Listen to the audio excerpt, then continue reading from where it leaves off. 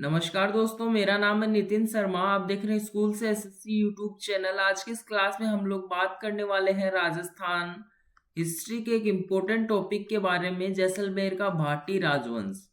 देखिए, ये जो टॉपिक है ये बहुत ही ज़्यादा इम्पोर्टेंट टॉपिक है। और वैसे तो ये 2-3 पेज का ही टॉपिक है, लेकिन एग्जाम्स में इससे प्रश्न पूछे जाते हैं। अब देखिए, एक तो आप जैसे जयपुर का राजवंश पढ़ते हैं और उसमें लगभग 25 से 30 पेज आप पढ़ते हैं, और उसमें से आपको 2 क्वेश्चन देखने को मिलते हैं, जबकि 2-3 पेजेस में ही आपको एक क्वेश्चन देखने को मिल जाए तो अच्छी बात है ना। यही फायदे का सौदा है। तो इसको आप लोग रिवाइज करिएगा 2 से 3 बार, फिर आपको कहीं कोई दिक्कत नहीं आने वाली है। और चलिए हम लोग अपने टॉपिक की तरफ बढ़ते हैं विदाउट वेस्टिंग एनी टाइम। चलिए, सबसे पहले हम लोग हिस्ट्री की बात करते हैं। हिस्ट्री बोले तो जो जैसलमेर है उसका क्या इतिहास था, उसे क्या कहा जाता था, और कौन सा इसमें राजवंश था, किस प्रकार से, मतलब सारी चीजों की चर्चा हम लोग करते हैं। शासकों की चर्चा हम लोग हिस्ट्री पढ़ने के बाद में करेंगे। इसी क्लास में करेंगे, लेकिन हिस्ट्री पढ़ने के बाद में करेंगे। देखिए, इतिहास की बात करें जैसलमेर के इतिहास में, तो जैसलमेर का जो प्राचीन नाम है वो मांड नाम था। जैसलमेर को मांड प्रदेश के नाम से जाना जाता था, मांड प्रदेश। ठीक है। हिस्ट्री में हम लोग देखने के हवाले, मैंने आपको बताया कि कौन सा राजवंश वगैरह थे, ये लोग किस वंश से संबंधित थे, इसी प्रकार की चर्चा हम लोग करेंगे। एक ही स्लाइड में हो जाएगी कंप्लीट। तो देखिए, जैसलमेर का जो प्राचीन नाम है वो मांड प्रदेश था। उसके बाद में इसे जो उपनाम है, इसे किस प्रकार के उपनामों से जाना जाता है और क्यों जाना जाता है वो मैं आपको बताता हूँ। इसे राजस्थान का अंडमान व निकोबार कहा जाता है।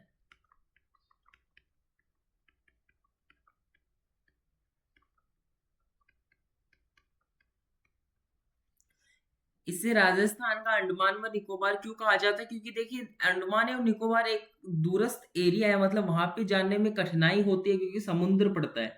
उसी प्रकार से जब जैसलमेर में आप लोग जाएंगे तो आप लोग देखेंगे एक विशाल समुद्र को। किस समुद्र को? रेत के विशाल समुद्र को। क्योंकि जो थार का मरुस्थल है उसमें स्थित एक जिला है जैसलमेर। उसी में प्राचीन समय में रियासत होती थी जिसे मांड प्रदेश कहते थे। और वहीं एक किला स्थित है, जैसलमेर का किला। उसकी भी चर्चा हम लोग इस क्लास में करेंगे। वैसे उस किले को हम लोग पढ़ चुके हैं अपने दुर्गों वाली क्लास में। तो आप लोग जाइए, अभी 6 क्लासेस हैं वो कंप्लीट कीजिए। दुर्गों की क्लासेस मैंने इसी चैनल पे अपलोड कर रखी है। आप लोग विजिट कीजिए, चैनल को सब्सक्राइब कीजिए और बेल आइकन को ऑल पे सेलेक्ट कीजिए, ताकि जब भी वीडियो अपलोड हो आपको सबसे पहले नोटिफिकेशन मिले। जवाहरलाल नेहरू, चलिए आपसे प्रश्न पूछता हूं। मैंने आपको पढ़ाया था कि जवाहरलाल नेहरू जो है वो राजस्थान के किस एकीकरण के चरण से संबंधित है, मतलब उद्घाटन करता थे, ये किस चरण के उद्घाटन करता थे, ये आप मुझे कमेंट में बताइए। मैंने आपको पढ़ाया है अभी कुछ ही दिनों पहले। देखिए, जवाहरलाल नेहरू ने भी इसे एक नाम से पुकारा है। ठीक है, इसे जैसलमेर को जवाहरलाल नेहरू ने विश्व का 8वां अजूबा कहा है। विश्व में आपको पता है 7 अजूबे हैं, तो जवाहरलाल नेहरू जो है उन्होंने विश्व का 8वां अजूबा किसे कहा है? जैसलमेर को 8वां अजूबा। ठीक है। ये ना इंपॉर्टेंट चीजें हो जाती है, जैसे अगर किसी व्यक्ति विशेष से संबंधित कुछ बातें आती है तो वो आप लोग इंपॉर्टेंट करके लिख लिया कीजिए। और जो नाम वगैरह होते हैं ना, जैसे राजस्थान का अंडमान निकोबार, जैसे वागड़ का गांधी, ऐसे कुछ जो भी चीजें आती हैं उन्हें आप एक अलग पेज में लिखिए, ताकि आपको रिवीजन में इजी पड़े वो चीजें। और उसमें से एक आध प्रश्न बन जाए तो आपके फिर तो सोने पे सुहागा है ही। ठीक है। तो चलिए आगे चलते हैं और आगे बात करते हैं जैसलमेर में किसका शासन था। देखिए, मैंने आपको स्टार्टिंग में बताया कि जैसलमेर का भाटी वंश हम लोग पढ़ने वाले हैं। तो जैसलमेर में भाटी राजवंश का शासन था। भाटी राजवंश का शासन था। अब देखिए, जो भाटी राजवंश है ये किससे संबंधित था? जो भाटी राजवंश है ये यादव वंश से संबंधित था। यादव वंश को हम लोग यदुवंश भी बोलते हैं। ठीक है। जो भाटी राजवंश है वो यादव राजवंश से संबंधित था, इसे हम लोग यदुवंश भी बोलते हैं। ठीक है। ये लोग ना भगवान श्री कृष्ण के परम भक्त थे। जो भाटी थे वो भगवान श्री कृष्ण के परम भक्त थे। देखिए, श्री कृष्ण जो थे वो भी यदुवंशी ही थे। ठीक है। और जो भाटी राजवंश है ये भी यादव वंश से संबंधित है। तो ये श्री कृष्ण के परम भक्त थे। कौन? भाटी जो थे जैसलमेर के, वो श्री कृष्ण भगवान के परम भक्त थे। ठीक है। अब देखिए, मैंने आपको पढ़ाया था पहले भी कि भगवान श्री कृष्ण की उपासना करने वाली एक और रियासत के बारे में मैंने आपको बताया था। ये तो पहली रियासत हो गई जो भगवान श्री कृष्ण की उपासना करती है। ठीक है। दूसरी करौली रियासत थी जो भगवान श्री कृष्ण की उपासना करती है। तो द्वितीय ये रियासत है, याद रखिएगा। ठीक है। अब चलिए आगे चलते हैं। और जैसलमेर की जो भाटी राजवंश है उसकी जो प्रथम राजधानी है, भाटियों ने जैसलमेर पे शासन किया। उन्होंने अपनी राजधानी बनाई होगी। किसी भी समय में देख लीजिए आप लोग, शासन को सुचारू रूप से चलाने के लिए एक राजधानी की आवश्यकता पड़ती है। जैसे वर्तमान में हर एक राष्ट्र की राजधानी है। ठीक है। भारत की दिल्ली है। फिर जैसे राज्य की बात करें तो राज्य में भी शासन चलाने के लिए राजधानी, जैसे जयपुर है हमारे राजस्थान की, उसी प्रकार से प्राचीन समय में भी राजधानियों की जरूरत होती थी। जहां राजा निवास करते थे, मंत्री निवास करते थे, पूरा का पूरा शासन कार्य चलता था। ठीक है।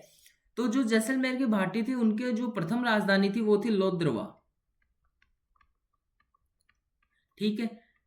सबसे जो प्रथम राजधानी थी वो राजधानी थी लोद्रवा। उसके बाद में जो भाटी वंश का संस्थापक है उनकी बात हम लोग कर लेते हैं। भाटी वंश का जो संस्थापक थे वो थे भूपत सिंह भाटी।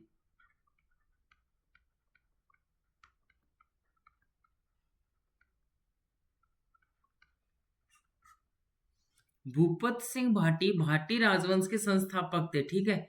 इन्होंने क्या किया था? इन्होंने किया था 285 ईस्वी में। डेट याद रखिएगा कितनी? 285 ईस्वी। यहां लिख देता हूं मैं, एक मिनट। इन्हीं के पास में 285 ईस्वी, या फिर पूछा ऐसे भी जा सकता है कि तीसरी सदी सेंचुरी। ठीक है। थर्ड सेंचुरी में इन्होंने जैनियों को पराजित किया था। जैन इनको पराजित किया। और जो हमारा किला था एक भटनेर नाम से, उस पर अधिकार किया। माफ कीजिए, अधिकार नहीं किया। भूपत सिंह भाटी ने तो इस किले का निर्माण ही करवाया था। ठीक है। तीसरी शताब्दी में जैनियों को पराजित किया 285 ईस्वी में, और फिर भटनेर का किला बनवाया और उससे फिर राजधानी बनाई। ठीक है। तो जैसलमेर में जो भाटी राजवंश है उसके संस्थापक कौन हुए? भूपत सिंह भाटी। प्रथम जो राजधानी थी वो थी लोद्रवा। उसके बाद में बात करें किन्हें पराजित किया? जैनियों को। और फिर कहाँ राजधानी बनाई? भटनेर। और किला कौन सा बनवाया भूपत सिंह भाटी ने? भटनेर का किला। आई होप पूरी की पूरी हिस्ट्री आपको समझ में आई होगी। पूरी हिस्ट्री वैसे नहीं कि पूरी राजस्थान की हिस्ट्री नहीं, लेकिन जो भाटी राजवंश है जैसलमेर का, जो हमारा राजवंश है, एक जैसलमेर आठवां अजूबा है दुनिया का, अंडमान निकोबार है राजस्थान का, उसका जो इतिहास है वो आपको समझ में आया होगा। अब हम लोग शासकों की तरफ बढ़ते हैं। मैं अभी बता देता हूं कि टोटल 8 शासक हम लोग पढ़ने वाले हैं। आठों को आपको एकदम सीरियल से याद रखना है। लास्ट के 3 तो एकदम इजी पढ़ेंगे क्योंकि आप लोग पढ़ चुके हैं। 1857 की क्रांति, एकीकरण वगैरह में मैंने आपको शासक बताए थे। ठीक है। मेन जो शासक है वो पढ़ने हमें 5। अब चलिए बात करते हैं इन 5 शासकों के, या फिर इन 8 शासकों के बारे में। चलिए मैं नेक्स्ट स्लाइड पे आपको लेके चलता हूँ। और जो सबसे पहले जो शासक थे हमारे वो थे राव जैसल। देखिए जैसलमेर के इतिहास में इनका एक महत्वपूर्ण योगदान था, क्योंकि जैसलमेर का नाम इन्हीं के नाम पे पड़ा है। जैसलमेर लगा दो, जैसलमेर बन जाएगा। तो राव जैसल के नाम पे ही जैसलमेर नाम पड़ा। क्यों? क्योंकि इन्होंने जैसलमेर शहर बसाया था। कब बसाया था? 1155 ईस्वी में। 1155 ईस्वी में जैसलमेर शहर बसाया था। राव जैसल ने 1155 ईस्वी में जैसलमेर शहर बसाया था। ठीक है। इसी कारण से जैसल ने अपने नाम पे ही जैसलमेर बसाया था। ठीक है। तो जैसलमेर नाम पड़ गया, ये हो गया। और कब बसाया? 1155 ईस्वी में। अब आपका होमवर्क मैं आपको देता हूं। देखिए आप अब घर जाके, अभी घर ही होंगे या फिर लाइब्रेरी में कहीं भी होंगे, तो देखिए आप लोग एक पेज लेंगे पूरा खाली। उसमें आप लोगों को जितने भी याद आते हैं, ठीक है, जैसे मैंने पढ़ा दिया 1155 में जैसलमेर, आप बस इतना ही लिख देंगे जैसलमेर। अगर शासक लिखना चाहें तो आगे लिख सकते हैं जैसल। फिर जैसे मैंने आपको बताया था एक बार 1727 जयपुर।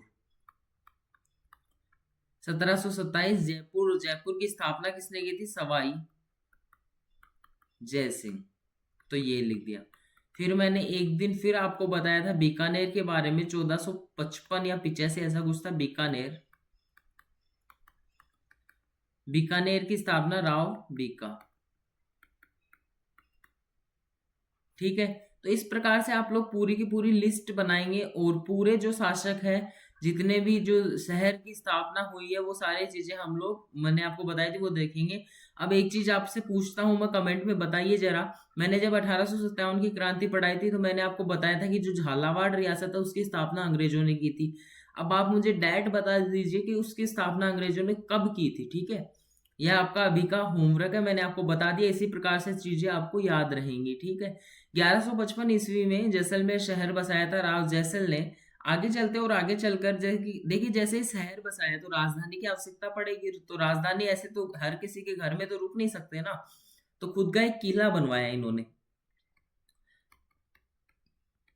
इन्होंने जैसलमेर का किला, जिसे हम जानते हैं वर्तमान में जिस नाम से, या फिर इसे हम लोग स्वर्णगिरी, स्वर्णगिरी इसके नाम से भी जानते हैं, इनका निर्माण करवाया था। या फिर इसे हम लोग एक किला और सोनार किला, सोनार किला, ठीक है, तीनों नामों से हम लोग जानते हैं। मैंने आपको पूरा का पूरा किला पढ़ा रखा है, पूरे के पूरे जो दर्शनीय स्थल है वो पढ़ा रखे हैं। हम लोगों ने राजस्थान के लगभग 70 से 80 दुर्गों के, मेरे हिसाब से हमने 90 टच कर लिए होंगे। ठीक है, 90 दुर्गों के बारे में हम लोगों ने बात की थी पूरी 6 क्लासेस में। तो वो क्लासेस आपको देखनी चाहिए, अगर आपके जो दुर्ग है वो आपके सिलेबस में है तो उनको तो आप बिल्कुल भी मिस नहीं कर सकते।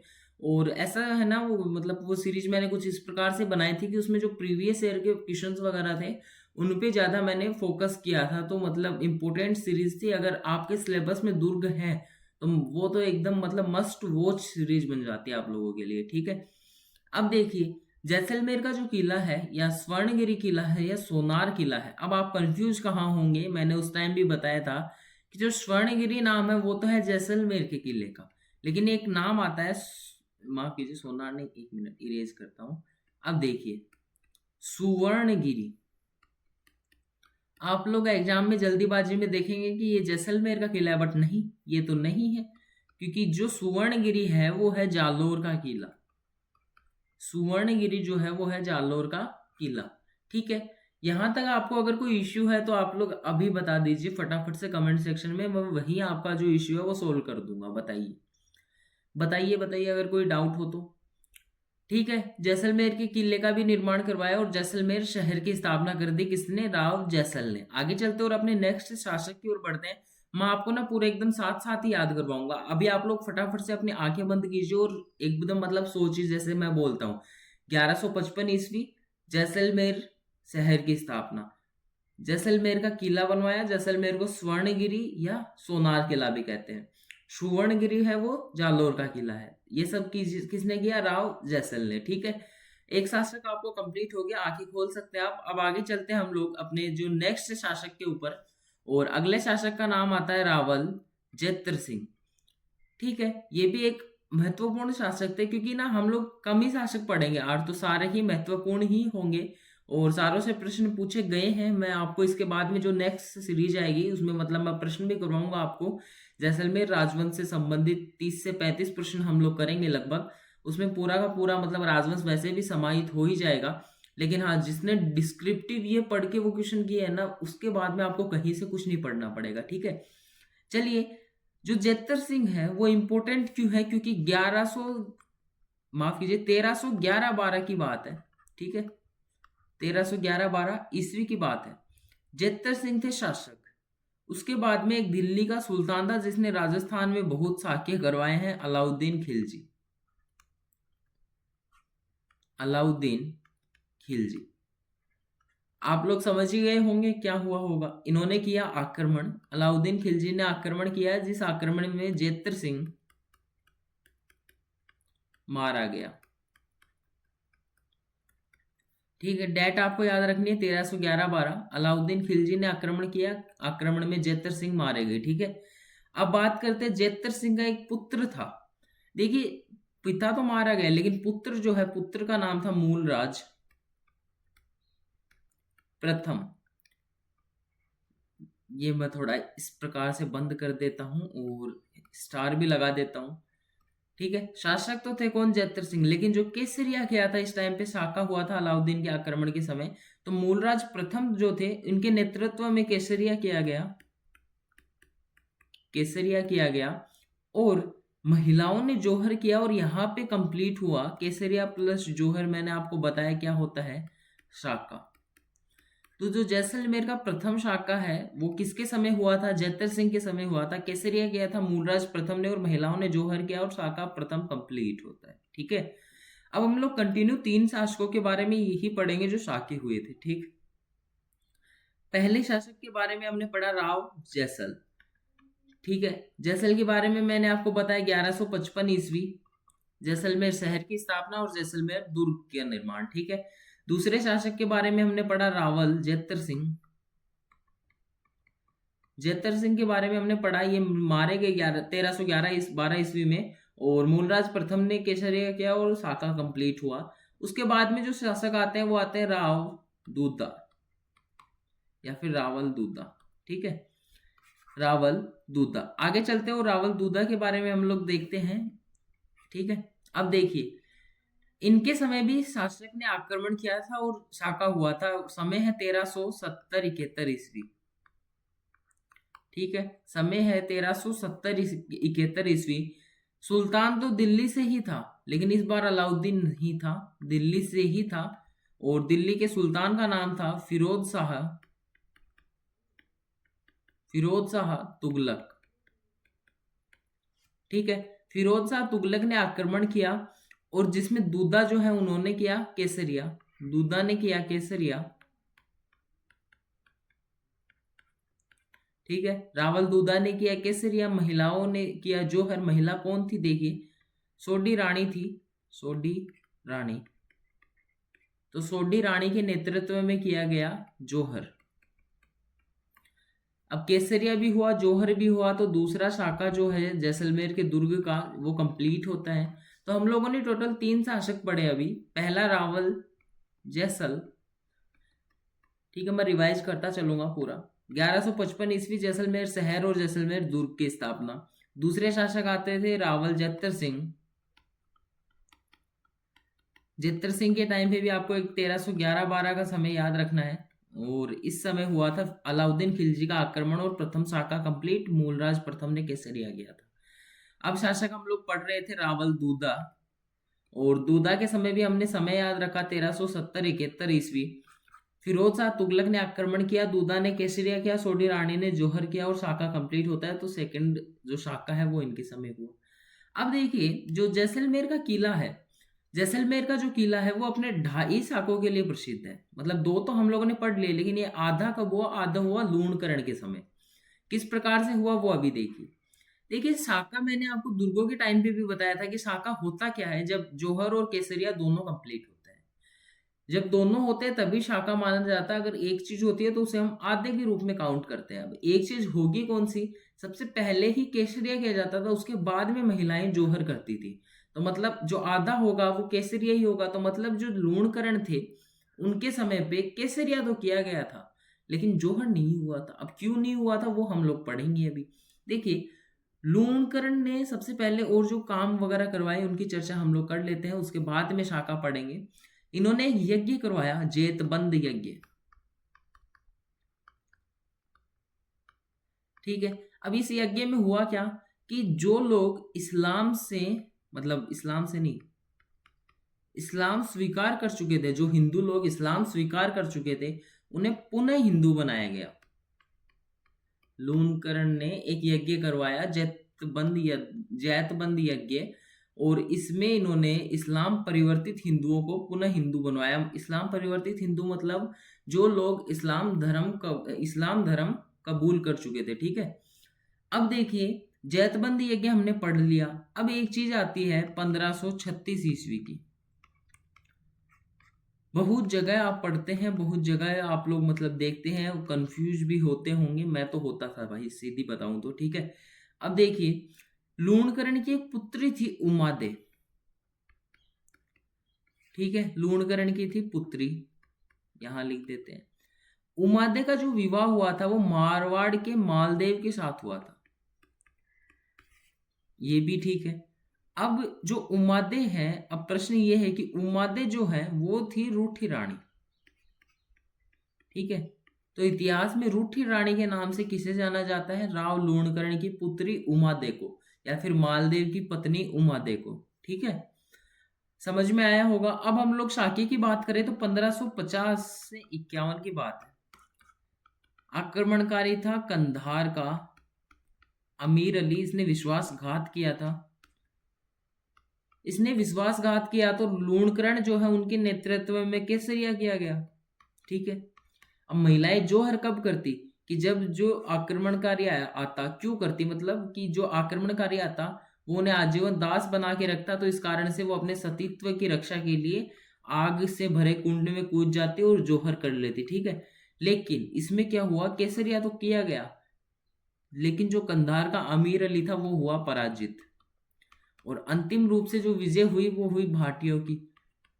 तो महिलाओं ने जोहर नहीं किया, और ये जो शाखा हुआ ये आद्य शाखे के रूप में प्रचलित था। राजस्थान में एकमात्र जो आधा शाखा था वो जैसलमेर के किले में हुआ। बहुत बार प्रश्न पूछा गया, बहुत सारी एग्जामों में पूछा गया, और दोनों बोर्ड के द्वारा पूछा गया है। कर्मचारी चयन बोर्ड का भी प्रश्न है ये, और आरपीएससी ने भी ये प्रश्न पूछ रखा है, ठीक है। आरपीएससी का तो एकदम मतलब फेवरेट क्वेश्चन है, लेकिन हाँ, कर्मचारी बोर्ड भी इस प्रश्न को पूछता है, ठीक है। तो मैंने आपको बताया पहला शाखा जयतर सिंह के समय, दूसरा शाखा दूधा के समय, और जो तीसरा शाखा है, तीसरा या नहीं बोल सकते हम लोग, जो अर्ध शाखा है वो लूणकरण के समय। तो कुल जो शाखे होते हैं वो होते हैं 2.5 शाखे। और प्रश्न इसी प्रकार से पूछा जाता है, कौन सा जो किला है अपने 2.5 शाखों के लिए प्रसिद्ध है, ठीक है। तो जैसलमेर का किला अपने 2.5 शाखों के लिए प्रसिद्ध है। हमने राव लूणकरण के बारे में भी देखा। पूरी चीजें याद हो गई क्या? अब देखिए, कहीं डाउट हो तो आप कमेंट कीजिए, मैं यहाँ पे आपको एक बार रिवीजन करवा देता हूँ फटाफट से। जी देखिए, हमने पढ़ा रावल, जैसल, ठीक है। रावल जैसल, इसमें क्या पढ़ा हम लोगों ने? 1155 ईस्वी, 1155 ईस्वी में जैसलमेर शहर बसाया और जैसलमेर दुर्ग का निर्माण करवाया। आगे आते हैं रावल जैतर सिंह। जैतर सिंह के समय हमने एक टाइम पीरियड पढ़ा, एक टाइम पीरियड याद रखा हमने, 1311-12 ईस्वी। साका हुआ था जैसलमेर के किले में, जैतर सिंह मारे गए थे, मूलराज प्रथम ने केसरिया किया था। जो नेक्स्ट शासक आए थे हमारे, वो आए थे रावल दूधा। दूधा के समय भी जो साका है वो हुआ था, और 1370-71 ईस्वी की बात है। फिरोज शाह तुगलक जो थे उन्होंने आक्रमण किया था, और दूधा ने केसरिया किया था, और सोढ़ी रानी जो थी उन्होंने जोहर किया था, और दूसरा जो शाखा है वो कंप्लीट हुआ था। अंतिम, मतलब अंतिम नहीं बोल सकते हम लोग, जो चौथे शासक आते हैं, या फिर जो अंतिम शाखा जहां हुआ था वो शासक कौन थे? रावल लूणकरण। लूणकरण के समय भी आपको एक टाइम पीरियड याद रखना पड़ेगा। जो साका हुआ था वो कब हुआ था? 1550-51 ईस्वी में। अमीर अली की विश्वासघात के कारण हुआ। आक्रमणकारी अमीर अली था, और लूणकरण ने केसरिया किया, लेकिन जोहर नहीं हुआ, और आधे शाखे के रूप में काउंट हुआ। ये टोटल 2.5 शाखे हुए, ये हम लोगों ने अभी तक पढ़ा है। आगे चलते और अपने अगले शासक के बारे में बात करते हैं। अगले जो शासक है वो है हर्राय भाटी। जी देखिए, हर्राय भाटी के बारे में आपको एक चीज याद रखनी है, बस एक ही लाइन में आपको ये शासक याद हो जाएंगे, कंप्लीट हो जाएंगे। उसके बाद में आपको 3 में उन शासकों के बारे में बताऊंगा जो सहायक संधि स्वीकार की थी, जो 1857 की क्रांति के समय थे, और जो एकीकरण के समय थे, ठीक है। बस इतना ही आपको पढ़ना है, फिर जो राजस्थान का जो जैसलमेर में भाटी राजवंश है वो कंप्लीट हो जाएगा।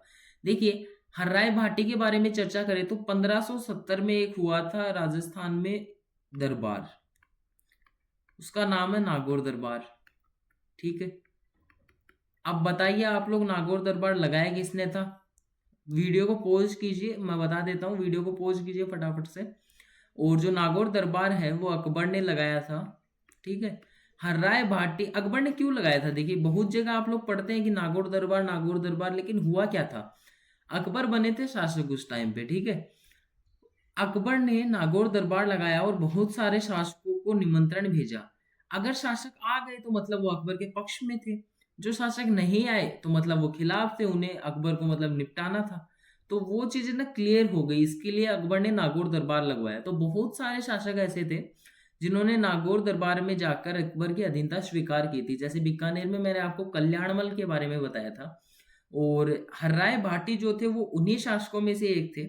इन्होंने नागौर दरबार में जाकर अकबर की अधीनता स्वीकार की थी, या फिर मैं कहूँ मुगलों की अधीनता स्वीकार की थी, या फिर मैं अपने तीसरी भाषा में कहूँ, मतलब जो तीसरी लैंग्वेज है उसमें कहूँ कि मुगलों की अधीनता स्वीकार करने वाला जैसलमेर का प्रथम भाटी राजवंश का शासक हर्राय भाटी था। ठीक है। प्रश्न पूछा जाता है अकबर के नागौर दरबार से संबंधित। इन्होंने नागौर दरबार के टाइम पे एक शुक्र तालाब का भी निर्माण करवाया था। शुक्र तालाब का भी निर्माण करवाया था। अब जैसा कि मैंने आपको बताया था कि इस चैनल पे आपको सिर्फ करंट की चीजें नहीं मिलेंगी जो मैं पढ़ा रहा हूँ, उसके अलावा भी आपको बहुत सारी चीजें देखने को मिलेंगी। तो चलिए प्रश्न पूछा जाए आपसे अभी, अकबर के माथे पर कलंक कौन सी विजय मानी जाती है?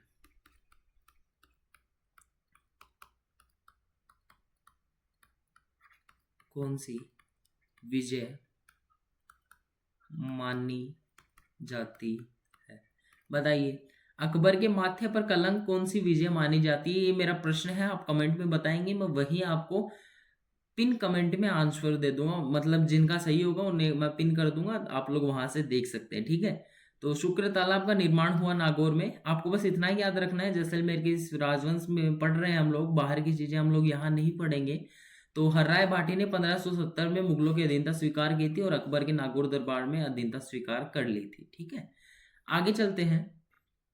अब देखिए मूलराज सेकंड आते हैं, क्योंकि मूलराज प्रथम तो हम लोग पढ़ चुके रावल जयत्र सिंह के समय, तो मूलराज द्वितीय आएंगे। मूलराज द्वितीय क्या थे? 1818 या 19 भी आती है कई बार। तो इन्होंने 1818 या 19 में अंग्रेजों की सहायक संधि स्वीकार की थी। सहायक संधि स्वीकार की थी। ठीक है, ये हो गया। अब देखिए मैंने जैसे आपको बताया, हर जगह पे आप लोग पढ़ेंगे, है ना, ये चीजें हर जगह पे पढ़ेंगे। सबसे पहले जैसे 1857 की क्रांति आप लोगों ने टॉपिक पढ़ा मेरे चैनल पे, तो मैंने आपको पूरे शासकों की लिस्ट ही बता दी। तो वहीं पे आपको ये एक एक शासक तो कंप्लीट हो ही गए। जैसा आपने एकीकरण पढ़ा तो मैंने वहां पे फिर से आपको एक एक लिस्ट बता दी, तो वो हो गए। आपने इसी चैनल पे सहायक संधियां भी पढ़ी, तो मैंने वहां भी आपको पूरी लिस्ट बताई है। तो तीनों शासक, जो अंतिम 3 शासक पढ़ेंगे हम हर राजवंश में, वो आप एक्चुअल में पढ़ चुके हैं अगर आप लोग चैनल को फॉलो करते हैं तो। ठीक है, तो इसीलिए बोल रहा हूँ कि चैनल को सब्सक्राइब करें। वीडियो अगर आप लोग अभी तक यहाँ तक देख रहे हैं तो मतलब हेल्पफुल तो है। तो वीडियो को लाइक करें, दोस्तों के साथ में शेयर करें, और बेल आइकन को हमेशा ऑल पे सेलेक्ट करके रखें, ताकि जब भी वीडियो अपलोड हो आपको सबसे पहले नोटिफिकेशन मिल सके। ठीक है, अब चलिए अगले शासक पे चलते हैं, और अगला जो शासक है हमारा वो है रणजीत सिंह। रणजीत सिंह के बारे में जैसा आप लोग प्रेडिक्ट कर चुके होंगे, और अगर रिकॉल कर पा रहे हैं तो आपको याद भी होगा कि 1857 की क्रांति हुई थी राजस्थान में। उस समय जो जैसलमेर के शासक थे वो रणजीत सिंह थे। ठीक है, तो रणजीत सिंह भी कंप्लीट होते हैं, इतना ही आपको याद रखना है। आगे चलते हैं और आगे चलकर हम लोग देखते हैं कि स्वतंत्रता के समय कौन शासक थे।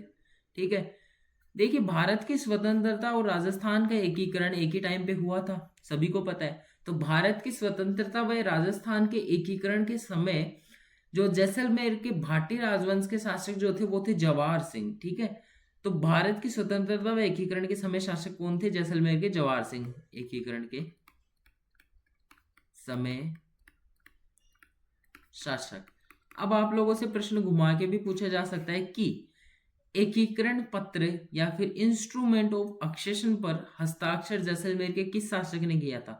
तो आप लोग रिलेट कीजिएगा कि इंस्ट्रूमेंट ऑफ एक्सेशन विलय पत्र था कि भारत में कौन कौन मिलना चाहता है, तो वो ही एकीकरण है। तो मतलब एकीकरण के समय शासक कौन थे? जवाहर सिंह।